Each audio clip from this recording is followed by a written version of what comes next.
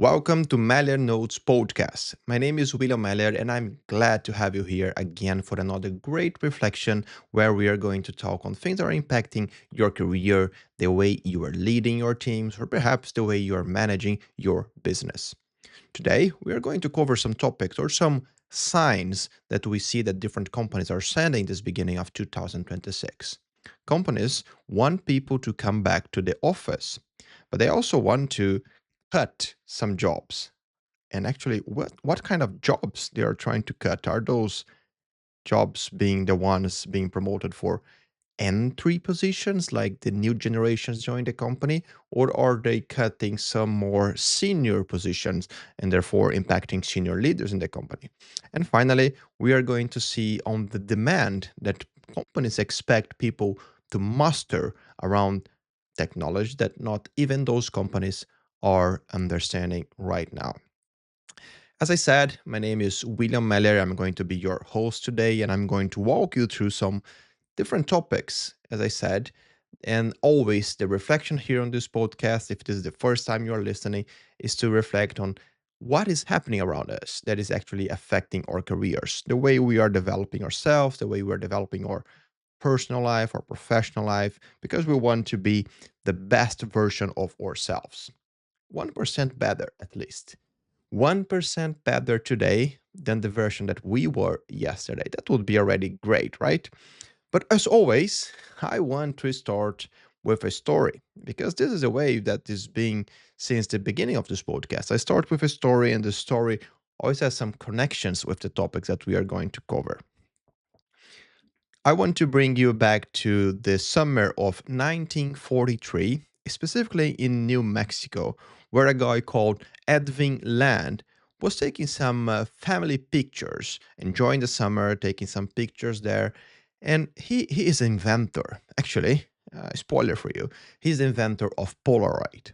This guy, Edwin Land, he registered over 500 patents in the US. Only Thomas Edison has more registrations than him. And that is incredible, right? But during the summer, as I was saying, he was taking pictures with his family, and his daughter asked a very interesting question. A 3 years old daughter, Dad, why can't I see the picture right now? Very simple question.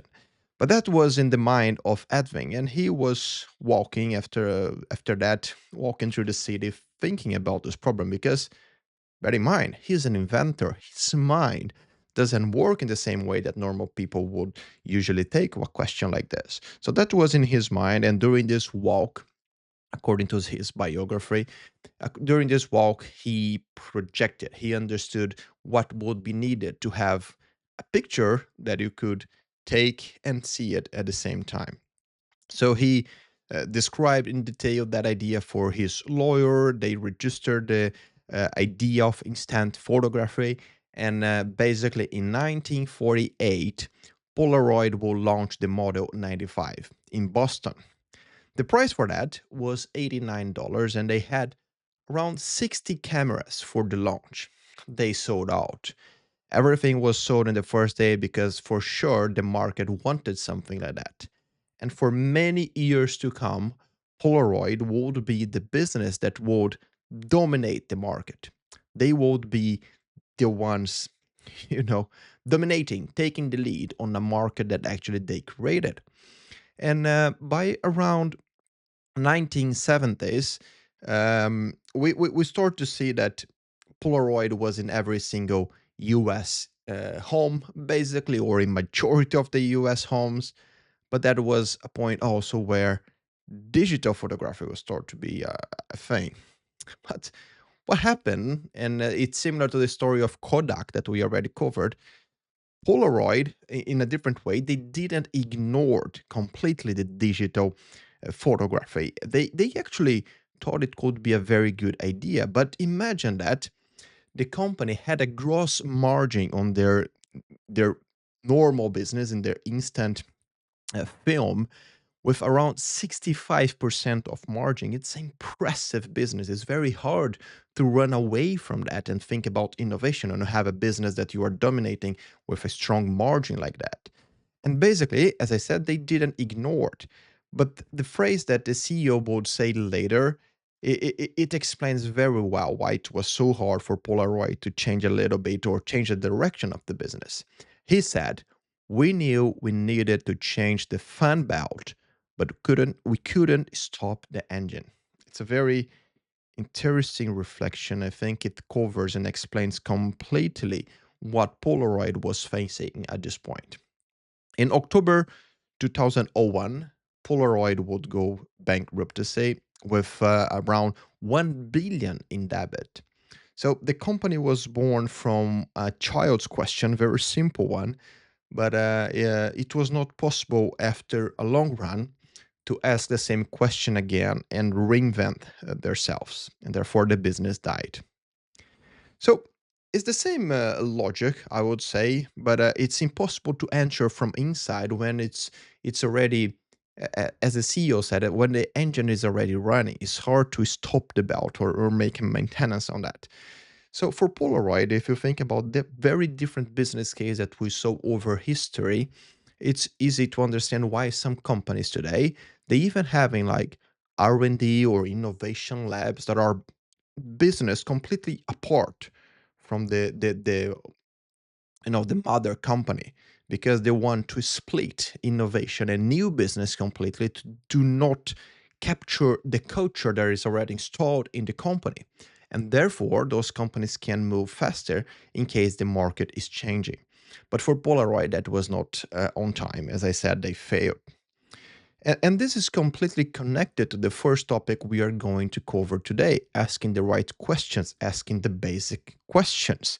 Because now, in the beginning of 2026, we are seeing companies asking people to completely come back to work in the office. Basically, companies like Stellantis, they are gathering their employees and sending them over to work completely from their office, like full time. Stellantis sent an email now in February 2026 asking 8,500 employees in France with a very clear message: remote work is over and you should come back to the office. 90% of those employees would respond to the union survey and said that they were against it. So basically, the companies is asking something that the employees are not willing to do anymore. And of course, we don't see that happening only in Stellantis. Of course, this is something that called the attention now in the beginning of the year because it's a big company. They had some issues from a business perspective on their EV market M3, or they are facing some issues, and they want to show to the world that basically this is our turnaround. People are going back to the office. We are coming back. We are going to recover. They want to send a message to the market. But the question is always why is or what is the reason why you were expecting the people to come back to the office? What is the purpose for that? Many companies are saying that the reason for this callback is about productivity, is about doing better or doing more. We have like a survey or a research from it's called a remotive state of remote work in the beginning of 2026, where since 2024 return to office mandates from different companies grew over 12% and is growing quite rapidly now in start of 2026. Um, Actually, in the same report, we saw that even though the call from the companies to come back to the office is increasing in 12%, the actual numbers of people coming back to full-time work in the office is around 1 to 3%. It's very low. There's a research from Stanford from a guy called Nick Bloom that said that the split between remote and in office days remain a bit like stagnant. The mandates are coming, the companies are requesting people to come back to the office, but people are are not following it. And that is a tricky thing because if I start to think for a while on a different generations perspective, I imagine that, for example, my father's generation would think that it's crazy that company are asking people to even go to the office and employees are not following it. I mean, it's a big clash of perspectives here. This is one way of reflecting on this, just one. And of course, if you think about that, we already see a big revolution in the way of working.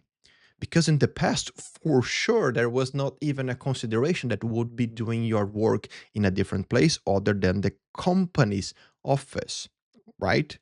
But now with different kind of work with knowledge workers, we see that the place where you're doing your job, doing your work is not relevant anymore for some positions. And that's why after all this circle on the surveys and everything, that's why we should always be asking what is the reason that the company is expecting people to come back to the office?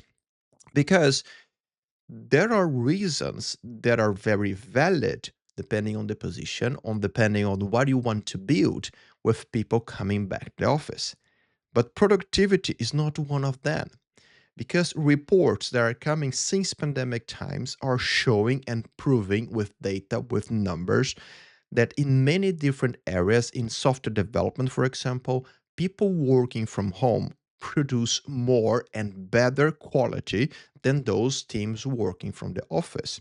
And the reason for that is because they are able to concentrate more and with this concentration deliver with more efficiency what they are being required to deliver in a period of time.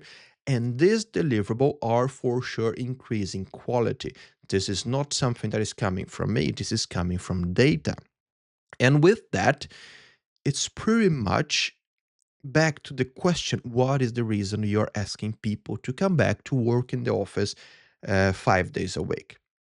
If you the reason for that is because you are seeing a problem in your culture and you want to have the team collocate that to improve on that to build more cohesive teams, maybe you have a point. Because for sure, and this is again data showing that co-located teams, they can build better communication and they will build a better relationship between them. This is not about productivity.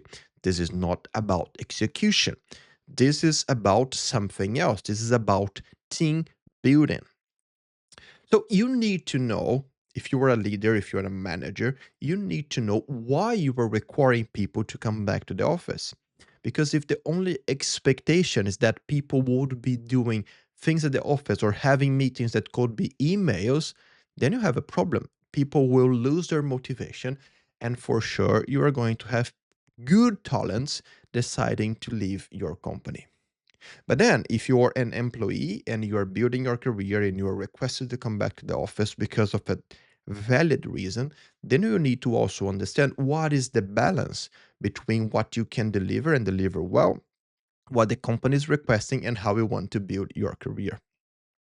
And of course, there are many other ways to reflect on this. But from a career perspective, I really wanted to provocate you more to reflect on this a little bit from a scenario perspective. Because if the company that you're working right now, let's say you work from home or you're working hybrid, they decide that your position now it's mandate to come back to the office and work 5 days a week. What would you do? Are you going to consider change the company because of that? Are you considering to change even your position inside the company, but stay in the same company because you believe in the mission of the company and believe what you are building there? What is going to be your position on that? Because I'm very curious and I want to know in the comments what is going to be your position. And please let me know also your industry. Because when we talk with people, I've been working in the IT industry, the software development industry for many years. So when I look to people in this kind of work, I can very easily see what people were going to respond. But I know that many people listening to this podcast, watching this video, they do not follow the same or they are not working the same industries. And I want to know what is your position on that because it's for sure a moment of revolution again that we are living where companies are expecting you to work from the office. What you as a leader, as a manager are going to do to make sure that you keep your talents if they are not motivated with this idea. And what you in your career as an employee going to do if your company require you to come back? Okay, but you remember the connection with Polaroid, right? Asking the right questions, connecting what is being asked to build new solutions, to innovate. And in Polaroid case, the question came from a 3 years old daughter with a simple question: why I can't just see the picture right now? And then Polaroid business is built and they dominate a market and a whole business and make billions of dollars based on this simple question. And who are normally the ones asking those simple questions in the companies nowadays? For sure are people that are coming from the market, and even more the new generations joining those companies. Because, and this is not a criticism, this is again data, those people are normally the ones who are coming with a different mindset and a different culture, a different way of looking to the things, and they ask very dumb questions. I know, we all know that.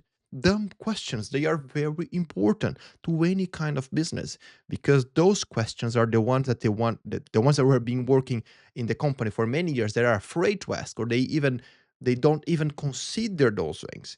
But those people who are entering or starting their careers now, they just ask. And people start to have some reflection and perspective of different mindsets and they solve big problems. That's how innovation moves forward. But what if companies are actually closing the doors exactly for the people who could be solving those kind of new problems, completely different perspectives, or moving the company to another direction just by asking simple questions? Simple questions are important. The dumb questions, they make business innovate and change something that they are doing wrong.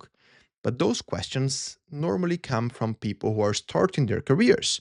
And therefore, you need to have those people always coming to your company. You need to have a renovation cycle between your employees, right? You want to have this kind of renew on the people and the minds that you have working with you, keeping the great talents, keeping the ones that are moving the company for years, but is still bringing from the market, from the new generations, fresh blood to work in your business. But the problem right now is that AI looks like it's closing the doors exactly for those entry positions in some companies. In March 2026, this year, Atlassian announced it would cut 1,600 jobs, 1,600 people, which is about 10% of its global workforce. We already discussed in this channel about the AI layoff narrative and that many companies are actually using that as an excuse for their overbooked company. I mean, their companies grew a lot during pandemic times, and now they have so many people working different things, and they need to reduce their budget, and they have the perfect narrative about AI. Maybe it's not the case for Atlassian. Actually, the CEO was very direct. AI is not going to replace people in our business. It's just changing the type of person that the company needs now. It's a very valid company. If you think only from a business perspective, the comment makes a lot of sense and sounds reasonable. But there's a detail that it's important to say here on this communication and what is happening. According to Reuters, they are cutting this 10% global workforce as part of a strategic pivot, or they are pivoting AI for enterprise sales, and they are cutting support operations and middle layers in the companies. But at the same time, also from the beginning of 2026, we have a report from Gartner that's saying that 55% of supply chain leaders expect AI to reduce the need for entry level hiring in the coming years. So, exactly the problem that we start, or the great and important thing that we started discussing on this topic, that is about people joining the company with a fresh blood with and entry positions, they are seeing those positions disappear, or they are maybe going to see those positions disappear in the coming years because of AI. But then we go and bring another data to complete this circle and have a good discussion and perspective on what is happening. A research from Forrester interviewed many different kind of business and workers, and they had a perception that, or the result on the survey, that only 15% of workers have a high AIQ, which is basically a coefficient, or a way to measure how ready people are to work with AI. And they of course projecting that this is going to grow like over time, because people are going to be more prepared and qualified. But the same report is saying that Gen Z has the biggest qualification among the different generations to work with AI. Those are the most prepared ones, and those are exactly the ones being affected with entry positions disappearing. So reflect with me just on this point for a while. Companies are expecting to grow more on using AI on their business, but they are apparently closing the doors exactly to the people who are more prepared to work with AI in their companies. And that is not the only problem. As I said, if you are cutting the positions where new people with a fresh blood, a fresh mind would be joining your company, you are losing a very important case and pipeline to build and stay relevant in your company for the future. It's the job of a leader and senior leadership to always think on what they should do right now, and reducing cost is always a case in many different business. But they should be doing that thinking on the future of the company. And the renovation of people for being working there is a very, very important um, topic that should not be forget by those leaders. And Atlassian, that I mentioned here, is not alone. It's a pattern repeating across many companies. We have data showing that, and in the entire tech industry, for example, because the narrative around skill set renovation or the need for new kind of skills, it's valid, but those companies are not showing you still the relevant numbers in their productivity, in their results. There is confirming that cutting those people using AI to replace them is actually generating the value that was expected. And finally, of course, if you cut, as I said, if you cut junior roles, you are eliminating a very important pipeline of continuation for your business, not only from an innovation perspective, but to stay relevant to the customers that are coming to join your company or buy some service or product from your company, because those people are also from the new generations who are starting to be more and more present on the numbers and economic numbers for people buying products and services. And if you don't have those minds inside your companies, you are going to lose a lot of perspectives about the products and services that you are building. As always, one topic is always taking the other by their hand, right? We mentioned about the importance of this skill set and how people are going to be affected or are being affected in their entry positions. But this is not only on the companies itself cutting positions, but also when they are hiring or how they are hiring people for their companies. There is a growing pressure right now that is expected every single professional to be ready to work with AI. So everyone should learn AI somehow. So the courses and the certifications, they are spreading a lot. It is just like, and I always use this example, it's just like Agile when it became popular. People start looking for courses and certifications, and the whole market starts to grow around this topic. Selling certifications, selling courses, selling frameworks, selling consultancy for companies implement those things. And now with AI, it's not different. Uh, the problem is we are seeing a lot of different knowledge gaps being announced by the companies, and a lot of companies also trying to fill this gap with those courses, the certifications, everything. But we are not, it seems, we are not asking the right questions when it comes to what should you focus on right now, or what are the companies expecting from you when they are hiring. Foxit published a study on March, now beginning of 2026, with a number that is super relevant to this discussion. 89% of executives are saying that AI increased productivity. So Foxit trying to understand what is this increase in productivity. And they measure that in hours. And the number is 16 minutes per week. It's impressive, right? That was published by Business Wire now in March. And the research with those executives showed that this gain of only 16 minutes, it's because people are spending a lot of time to validate, to prove that the result from AI is good, is valid, they need to make some corrections.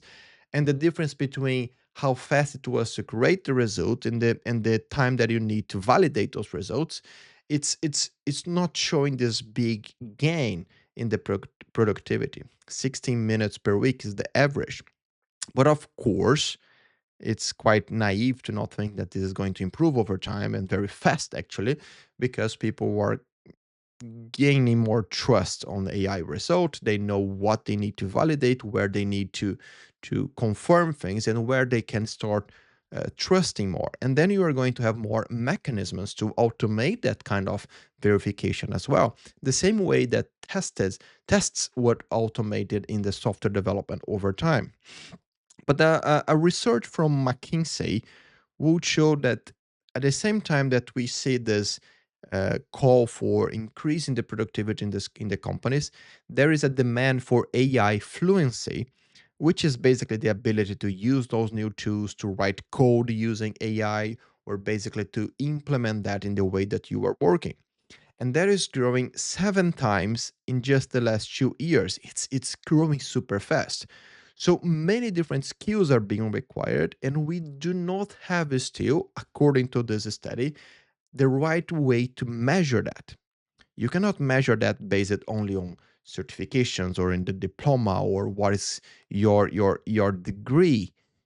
Things are evolving so fast that the companies are putting more value on the skills that you had, the experience you had with AI and those different kind of technologies, and not only your certifications. Actually, certifications and degrees are going to a second level right now, when companies are actually looking for your real experience, what you can prove that you did, and again, what is your expertise by using those new technologies. The problem is that this is creating, of course, some anxiety for people. And then I study from Harvard Business Review with the Boston Consulting Group, also now in March 2026. Did a study with 1,500 workers, showing that for those using 3 or more AI tools to increase their productivity, they are unfortunately increasing at the same time the fatigue of their brains. And basically, Harvard is calling this moment, or those brains affected by AI fatigue or brain fatigue because of AI, they are calling this AI brain fry. The brain of people are being fried by this rush on learning AI, and not, again, not gaining productivity is quite obvious if you think that people are rushing to understand what is happening, rushing to test things, and there's not enough time to validate or to measure what is actually delivering results and what is just a hype. And then finally, the last data for this reflection that is relevant in the same topic is the report made by LinkedIn. It's called LinkedIn Skills on the Rise for 2026, and is showing that employers are prioritizing skills over degrees and job titles. So it's again back to the point that McKinsey raised about being fluent on something or having the skills. So not necessarily having a degree or a certification or a job title.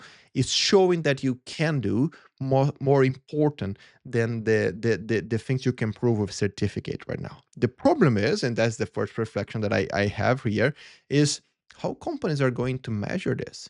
Because if people are frying their brains with AI and companies are expecting people to know that, who is saying that the companies know what they are doing with AI as well in order they can measure people that they are hiring to their business? How they are going to measure that? That's my first question. If someone is saying that they can code using AI, what it means you can produce a lot of lines of code and build something, but who is saying that is building something with quality? Who is proving that you can deliver results on all these different kind of knowledge that you have? So from a leadership and hiring perspective, that is one of my concerns. But then from a career perspective, of course, and I'm saying this in the content that I write, knowing something is more important than proving that you know something. That is for sure. There's no question about that. I've been saying that, for example, all the certifications that I have in project management, they are important from a CV perspective and to be filtered in a best way, but they are not relevant if arrive in a room, I have a conflict and I don't know which techniques I can use to solve this conflict, or I have a problem in the scope and I need to use my negotiation skills to improve that and move forward, or I have an escalation and I need to work with stakeholders. If that is when project management skills are going to be put on proof. It's not more the certifications that are important, but it's still, this is a way to measure knowledge and capacity from a filter perspective, at least. So there's no question that the skills are much more important than having the certificates and the degrees. But again, back to how companies are going to measure is where I have my concern. Because looking to this number from Foxit Research, where they are saying that AI is just increasing productivity in around 16 minutes, I get quite concerned when I connect this information with the Harvard data saying that people are frying their brains just to learn things. And I mean, why companies think that they are more prepared than those people, or who in those companies are saying that, in a way that they can measure skills and abilities more than certificates and degrees. Again, I'm repeating myself, I know. Bear with me, but how how can we expect that those people who are in a hiring position are more prepared right now, knowing what is going to generate more results to the company, what is more important from a skills and ability perspective, if we are rushing in this hype at the same time for the people doing it and for the business applying it. And then finally, I still want to reinforce what I said, that I of course agree, and I fully agree that having the skills and the preparations are much more important than certificates itself. I have people in my team working with different kind of technology that they don't have anything to prove that they are good on that, and they are just the best on that. But they have the experience in doing that, so they can prove through the projects they work with that they can actually do things and deliver results on those topics. I think that there is still a lot to be discussed here, and the discussion and the reflection is super open for the companies and the people working on those different kinds of AI technologies to understand how you, as a worker, as an employee, can prove the value of your knowledge and the skills that you are building on those technologies, and how you as a manager, how you representing the company that's hiring, you can identify the talents who actually have the skills and abilities that you need around AI fluency to join your company. With that, I think we close very well the connection between all those topics. Remember the story from the beginning of this podcast. Polaroid had a very simple question from a 3 years old daughter of the founder of the company, and they were able to reinvent a whole business because of that. This question is exactly the kind of question that we should be asking also ourselves. What are the dumb questions that I'm forgetting to ask myself about my career, about the area that I'm working, about my industry, about AI, and so many other topics that are relevant when I stop listening for a while, the noise around me, and I start thinking from inside and to the outside on what is important to my career right now. I did this organization many years ago for the topics that I should be learning. And normally, every quarter, I try to prioritize what is most important. When AI started to be a thing, I already had worked in many different projects connected to that before it became a hype. I've been working machine learning projects and even with AI being applied on statistics because algorithm for prediction and the ones that are building these decision trees that made AI be alive as a thing nowadays. It's been around for many years. So of course, when AI start to be a hype, many of those topics gain more, importance or priority in my list of things to learn. But always, I try to see what is a hype, what is just noisy and people are rushing to that direction, and what exactly is important right now for me. Thank you, for example, project management. Many different frameworks are born and they die every single year. If we try to rush and learn all of them, we are going to find a big problem because it's impossible. It's just impossible to know what is important to learn and what is not if you are not connected to the reality. That's why following the trends while creating the content and bringing that with your experience together to have a reflection is so important. So go for a walk and reflect on the things we are talking here today. Edwin, the founder of Polaroid, went to the walk with the question from his daughter and invented Polaroid. We are here talking about some different topics that I'm sure have some impact on your career, and maybe you should be also reflecting with me. And there is the reason. This is exactly the reason why this podcast exists, to be honest, to help you with the right content. That's why I'm calling this a content curation or a preparation of content that is the right one to be reflecting with you. Because if you go to Google it or go to research what is happening, you are going to find those three topics in between other 50 things that happened just this week, and you are going to be completely lost. That's why I'm putting my work experience together with hundreds of books that I've been reading over the past 15, 20 years and putting this together with the trends and what is happening to give you, in my opinion, what is most important to be reflecting and considering right now to your career. That is the reason why Meller Notes is here to help you, to reflect with you. My name is William Meller, and I'll be here supporting you and waiting for you in the next episode.